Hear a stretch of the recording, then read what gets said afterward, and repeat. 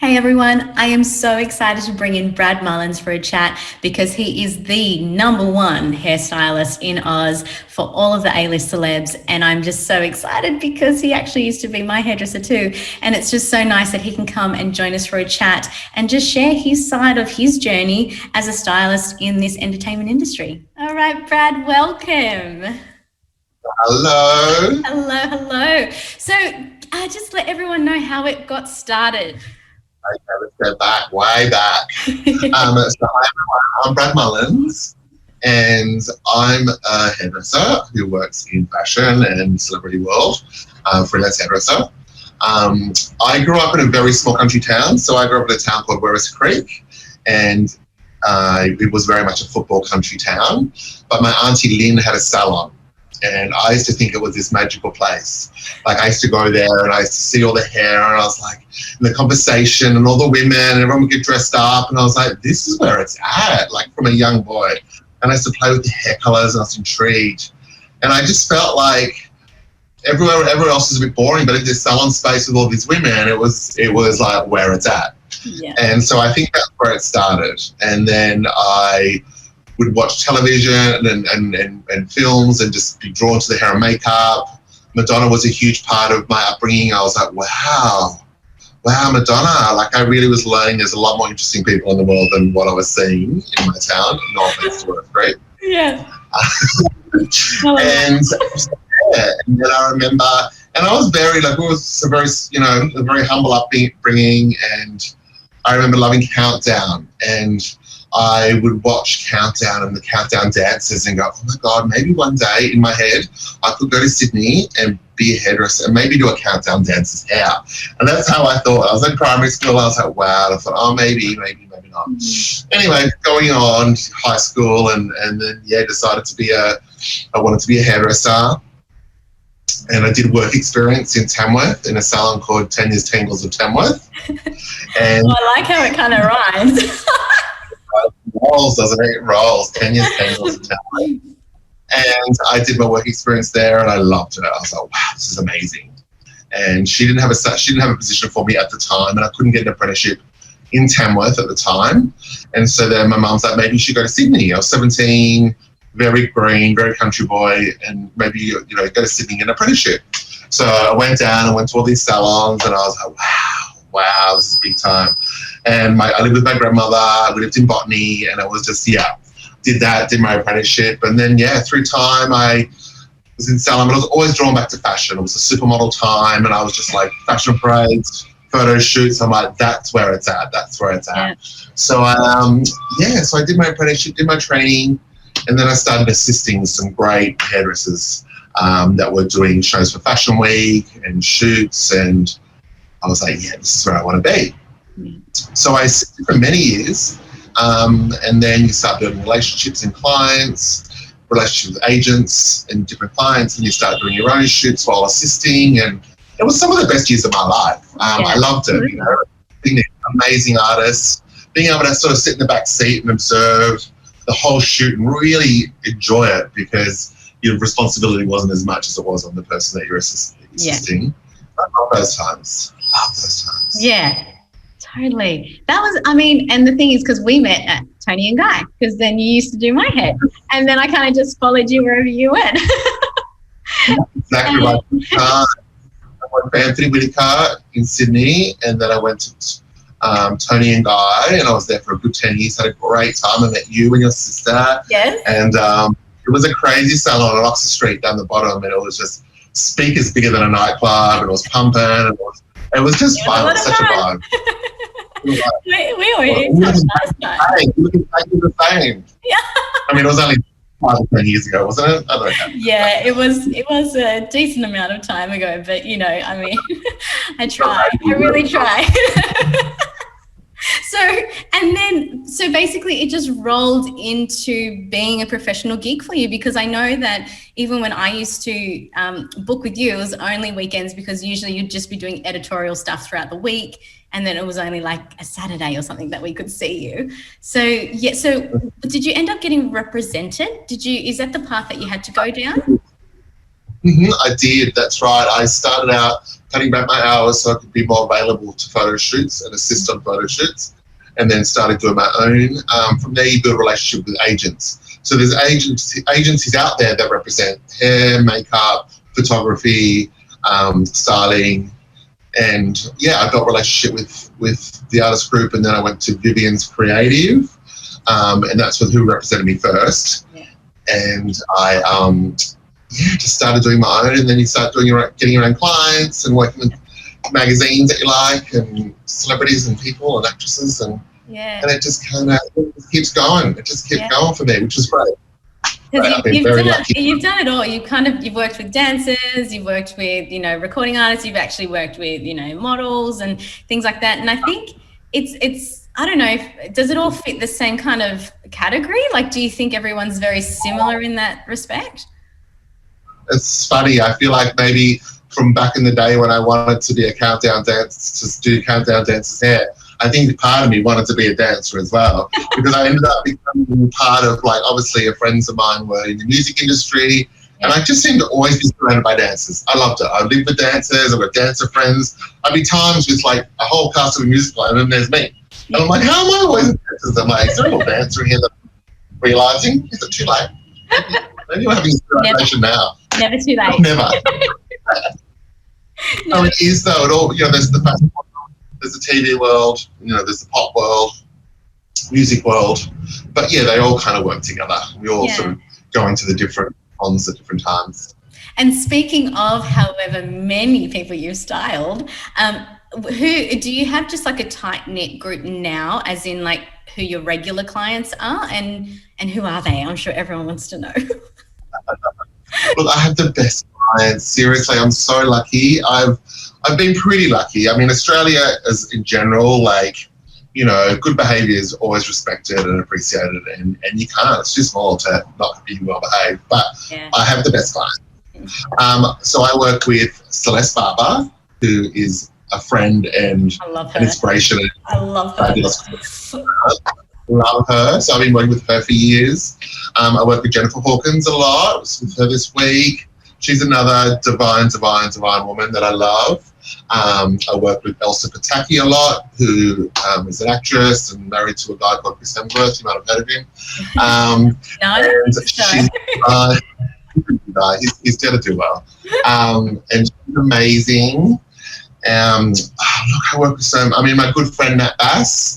We've been friends for a long time. We kind of started to go in the biz together at the same time. She's always a great, fabulous friend that I love working with. Yeah.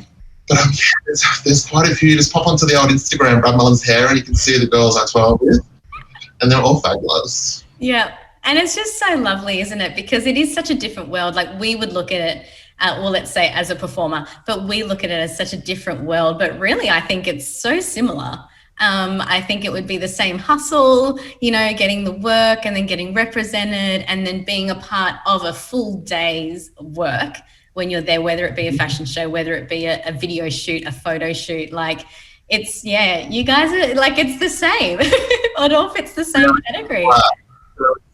Very similar, but I think it's maybe more brutal for dancers because there's a good, in your 20s is a good time of a lot of the work for a lot of people, isn't it?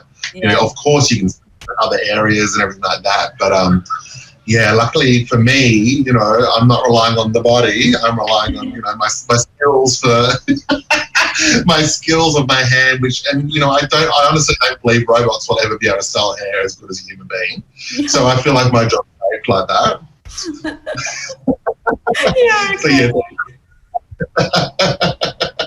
But the dancer world is something that I love, and I just feel like I was actually with a young dancer last night, my friend's niece, and that dedication. They work all day. They're doing, they do Cameron Mitchell's class or whoever's class at night, and that focus and dedication. I was like it's amazing. I feel like as an art form, there's some really amazing, talented, focused, hardworking people. Oh yeah, it is very, I think I've said this so many times, but it truly is our passion that drives us. Because if we wanted to go off what our body feels, what our brain's doing, like where we need to be, at certain times of the day. Like, it's one of those things that anyone that is not passionate about it and doesn't have the drive, they're out. Like, you don't last, because it really is something that you need to, feel in love, like, with every part of your being, to be like, I'm going to do this, and I'm going to do this for life. Because I think even for me, when I was 6, I want to say, I was set. I was like, this is what I want to do. And my parents were like, okay, like, and then supported me every single part of the way. But, at the end of the day, I think that's where it stems from. If you've got that idea, and exactly what you just said, going back to your dream of going, maybe I can move to Sydney, maybe I can do this. And it's like, and you did, and you stuck with it. And then look where you are now. I mean, like, if you could think 10 years back, of going, look at your circle that you're working with now regularly, you think, I would never have thought that would be happening. Totally. Totally. I also, Megan Gale is someone I work with a lot, and she's divine. And I remember being an apprentice hairdresser, and I remember this moment so clearly. And it was a DJ's parade, and the ambassador, like Megan, would have her own hairdresser. At the time was David Keogh, and I was assisting a team.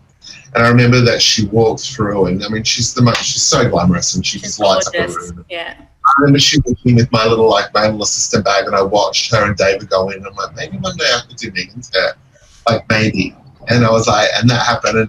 And I've talked to a few friends like that, and you've got to remind yourself of that younger you, because sometimes I think the people that are working hard and constantly trying to achieve the next goal, you don't have time to reflect and go, like, I've done something. Usually I'm like, I've done something, let's move on. What's next? How do I get bigger? What do I do next? What do I do next? I don't want to live in the past. But then sometimes it's good to visit the past and go, Absolutely. Yeah.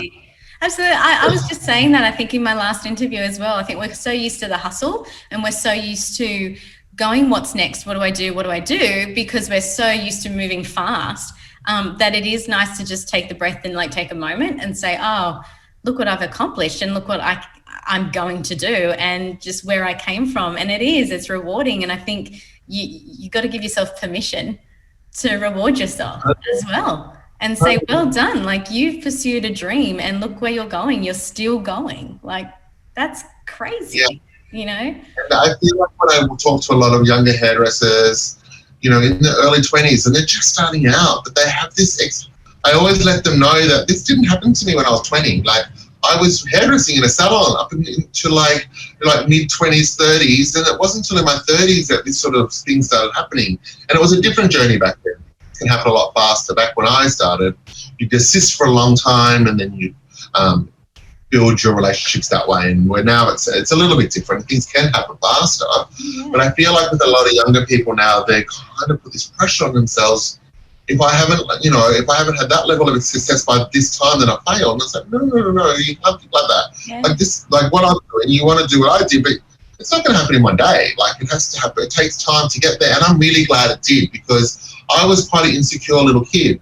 And so, as I said, like, I never had huge goals, because I didn't think things like that would happen to me. Like, I was a small town boy. It was just, my parents always still believed in me, but I was just, back then it wasn't the internet. It was, this was in the, the 80s and 90s. Yeah. It was a different time. And so, I like to tell, if you're, just starting out or feeling like that maybe it hasn't happened for you yet, you never know. It can happen. Things can happen every time, and just keep working and be a good, kind person. That's the most important thing. That's it. Yeah. It's always be kind to everyone around you, because they're the people as well that let's say that you do leaps and bounds forward, but you always go back and thank them, because if it weren't for them giving you the support that you needed at the time when you're starting, it's like, you don't know where you would have ended up. So it's always about surrounding yourself with the right people as well. Absolutely. But I'd love for you to share that story, by the way. Can I just, I want you to share the story about the whole COVID thing and Coachella and Celeste. Please share that story with everybody. Yeah, so basically the week, we all remember that before we went into lockdown in Sydney, I was in Melbourne with Celeste. We're doing the fashion parades, and it was all starting to happen. But I was planning to come back to Sydney, be here for a week, and then the week that we all went into lockdown, I was flying to LA with Celeste and Philomena, and we were going to go to, Celeste was hosting the Daily Front Row Awards. We were going to go to that again. That was like, we went there last year as well, or the year before last, and it was the most amazing night. Like everyone in showbiz was there from Hollywood. Gaga, everyone. I looked at Lady Gaga, she looked at me, she said hello, like she knows I'm alive, I'm like dead. We had this whole couple of hours with Lady Gaga, with her entourage, talking to her hair and makeup people. Like, Phil and I were just like geeking because, you know, it was just a dream. Yeah. Anyway, so yeah, we're going to go back to that awards night again. And then Friday, then we're going to go to Coachella, where Celeste was going to, yeah, anyway, we're going to go to Coachella, and it didn't happen. And I was like, oh my God, so we're in lockdown, I'm at Coachella. And I was like, I feel like maybe this is what it feels like to be a bride that's left at the altar. Not flying in here. No, I love that you compared it to being a bride being left at the altar. I was trying to think, like I felt so bad. I'm like, I'm meant to be at Coachella, but I know it sounds like a spoiled brat by saying it. Like, what could this feel like to anyone else? I'm like a bride instead of I reckon that's what it felt like. Slightly dramatic. Bradley Mullins, slightly. Bradley Mullins, pull yourself together. It's okay. Well, the good thing is that I guess, like, it can happen again, you know, like. Well, in a couple of years, yeah, could be good. And look, I've had lots of great travel, and obviously our health and the health of our family and friends is, you know, way more important. But and you're still traveling around though, right? You're still traveling around Australia and stuff. Yeah. Next week, go to Byron a lot. Yep. I was in Melbourne the week before. So I'm still travelling around Australia, which is great, which is awesome. Beautiful. I love my job. I love the variety and the great situations I find myself in. Well, it's a very entertaining field that you're in. So I'm sure what's fun is that you get to do your thing and then just watch back. And it's almost like you get a show all the time, really. Like you get the front row seat. Totally. I've had moments where I'm like, this is not a normal world. I think it's quite bizarre happening to me, what's happening around me right now. I'm here for all of it. Yeah, and I love that. And you just take it all in. So that's incredible. I know that you touched on it before, but I would love for you just to give a little piece of advice for, you know, like you said, even the ones that are up and coming. What advice can you give them? Don't put too much pressure on yourself. Do your research. Always, I feel like any arts, if you have got a day off, you know, research your favourite dance film, research your favourite fashion film, whatever inspires you, keep feeding that. I think that it's really important to be referenced and creative, and whatever brings joy to you when it comes to your creativity, know it, go to it. I feel like in my industry, if you are starting out, knowledge is power. You get to know every single hair and makeup artist out there, every single photographer, who's in what issue of what magazine, who's doing what, follow their Instagram, think, okay, I love what that artist does, that's my vibe. Like, really have a clear picture of what you want. And don't get caught up with the whole, like, hanging out with, you know, famous models or celebrities as the goal. Because, you know, it's relationships, it's experience. Experience is, you know, is something that's sometimes not appreciated as much as it should be. Yeah. I think, you know, longevity in an industry and experience opposed to an overnight instant success, you know, I think really is important. And just always be kind, always be nice, because you never know, as you said before, the people you see on the way up, the people you're going to see on the way down, honey. So you want them to help you on the way down. That's what's going on in your life. You never know when you're going to them as well. Like you can be on the same job, they can be hiring you from another job. Like it really pays to be true to yourself and be kind to others as well. Yeah. And just be honest, straight up. You know, there's no need for any sort of mean behaviour anymore. I think in many worlds that we may work in, there could have been a culture of bad behaviour or bad language, but there's kind of no excuse anymore. You know, I feel like we're in a place where we all need to step up and make sure we know the right language and talk to people as respectful human beings. There's no excuse anymore. Yeah, I love that.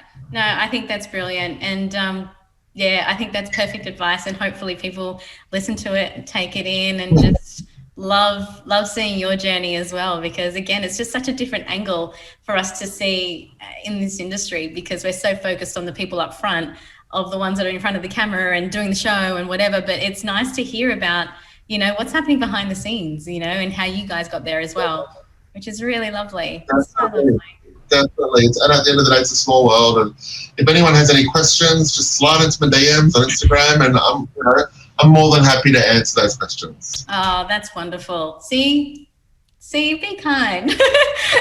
We're all happy to help each other out. And that's, I think, something where a lot of people may not really take that on board.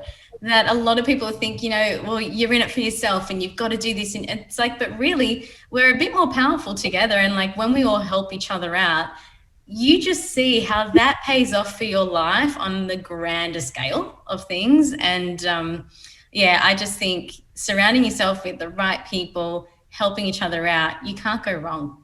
You can't go wrong, because you actually then enjoy your life along the way. You're not just going, this is hard, this is just work. Don't lose the passion of what you're doing and why you're here, why you started.